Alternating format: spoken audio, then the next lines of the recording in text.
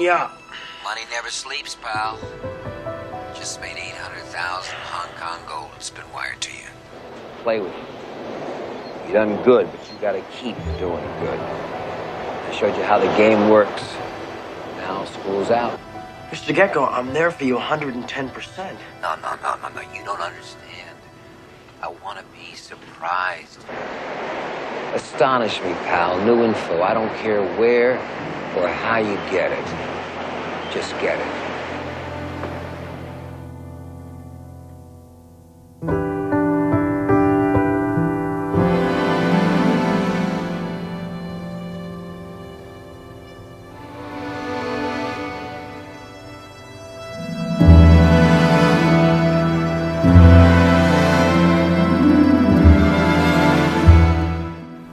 The word recession.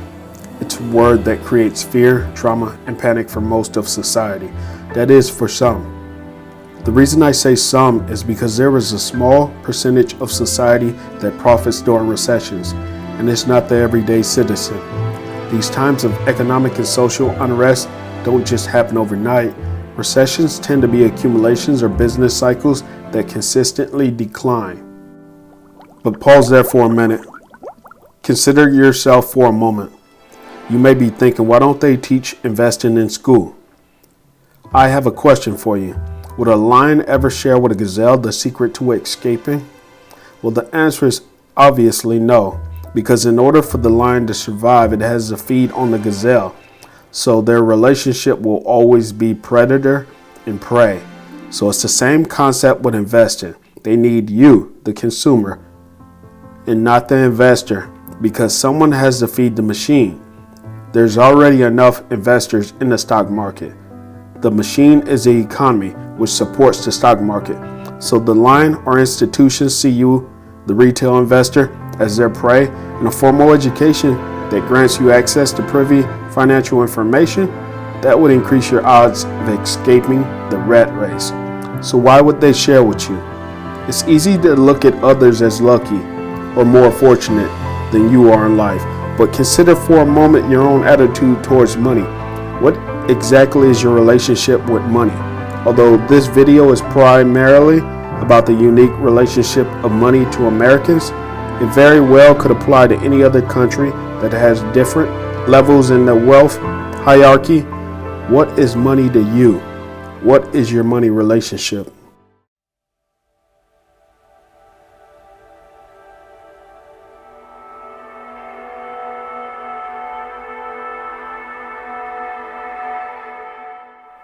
Has money ever made you sad, depressed, or just ready to quit life? Has money ever felt scarce in supply that you had more bills than you had money? Has money ever put you in a position to where you may have thought or acted on illegal things such as theft, prostitution, or lying on your taxes? Has money ever drew you closer to get-rich schemes that provided you hope with promises of a high return on investment?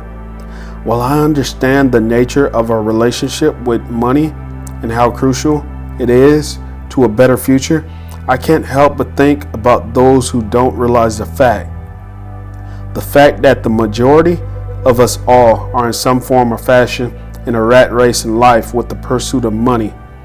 While my entire channel aims to assist you in your pursuit of money, please take time to self-assess and analyze the relationship we have with money, the imbalance of it, and disconnect. I myself have been guilty of keeping up with the Joneses in the past. You could argue the appetite to impress others lies dormant in all of us as humans, because we tend to go broke and we tend to spend it all before we receive it. We have seen many wealthy celebrities with money go broke over the years, and the reason why? Their consumption outweighs their production. I have a question for you.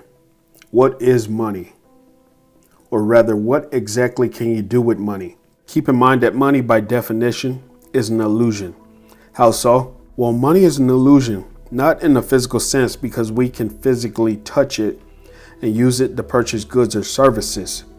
Money is an illusion in the sense that it hasn't had any backing of any sort since President Nixon announced on August 15, 1971, that gold would no longer be the backing of the US dollar.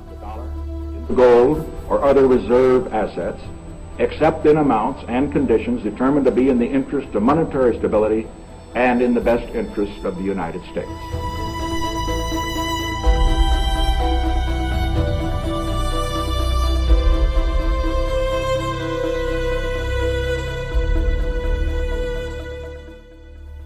The appeal of gold standard is that it arrests control of the issuance of money out of the hands of imperfect human beings. What does that mean? It just means that humans like to print more money. Without backing of gold, they can print unlimited amounts. With the physical quantity of gold acting as a limit to issuance, a society can follow the simple rule to avoid the evils of inflation.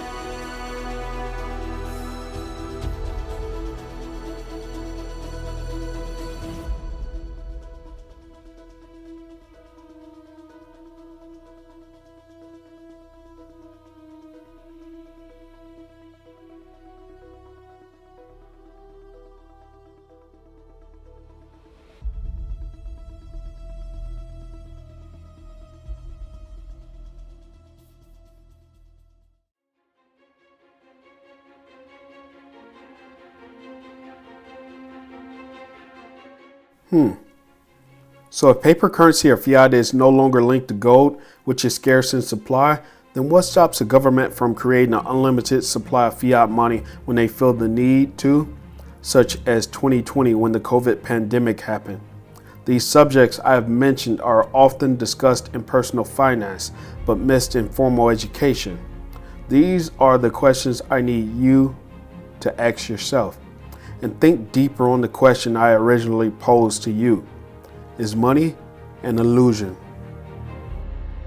What is the role of money in your everyday process, such as buying goods or services? It seems like a simple question, but most people don't understand money. Think of it this way. It's a transaction between two people, or rather an instrument to attain something I either need or want under the assumption of use case. Money is the middleman. In the dictionary, money is defined as a commodity accepted by general consent as a medium of economic exchange. So the word general suggests that it's not by all, but the general consensus of acceptance. So money equals value in a vehicle to what you desire or need. For example, if you want to purchase a toothbrush, there's a variable cost to a toothbrush that the free market decides on, not you. This cost, which the market dictates, is variable, meaning it can fluctuate based on supply and demand, which compares to the value of your dollar, which is also in fluctuation. Money equals value. Why is that so important to you?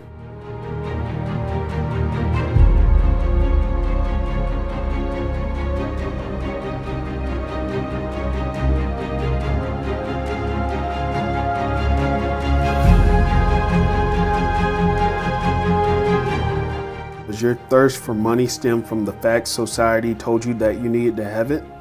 Or does it stem from need for freedom of time? Because one thing you have to realize with money, no matter how much you accumulate it, it'll never be enough. If you're not happy with the precious amount you possess now, how can you find happiness with more of it? Why is our relationship with money so bad?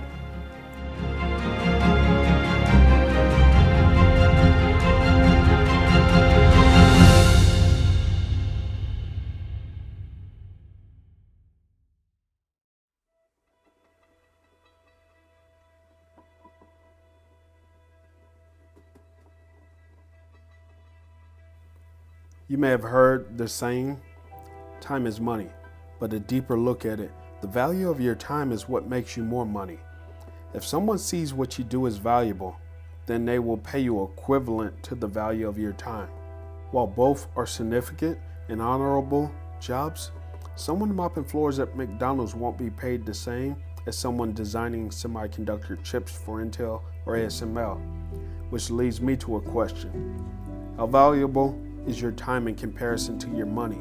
The value of money means that a sum of money is worth more now than the same sum of money in the future. This is because money can grow only through investing. so your present self is paying yourself in the future.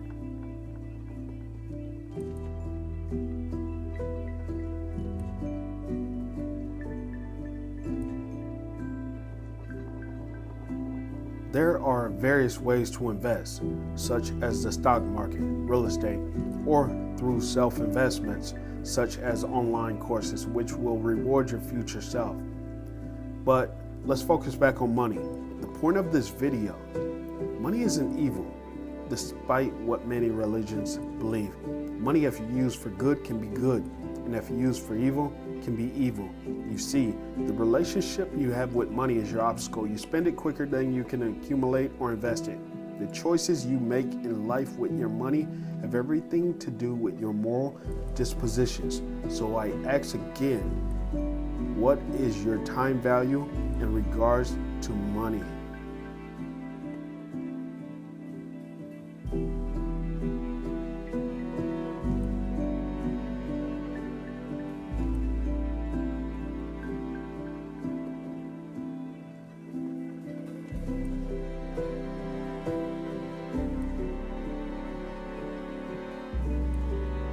Investing is delayed gratification.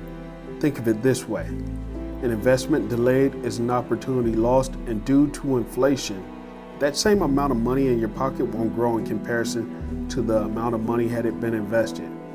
Money that is not invested loses value over time. Therefore, a sum of money that is expected to be paid in the future, no matter how confidently it is expected, is losing value in the meantime.